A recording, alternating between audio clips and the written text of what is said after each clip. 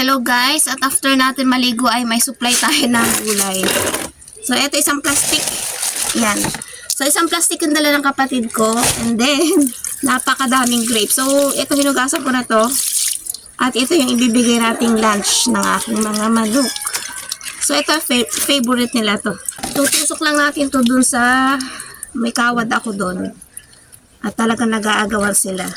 Yan. Para pa siyang fresh. Mukha pa siyang pwedeng igulay.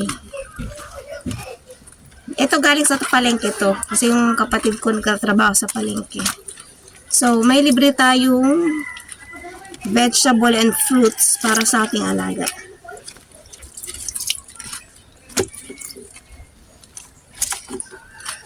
Ips yan, napakadaming grapes. Hello, gutom na kayo? Ay, gutom na. Yan. Binaba na. Yan sila. Gutom na sila, oh. Paborito nila yan.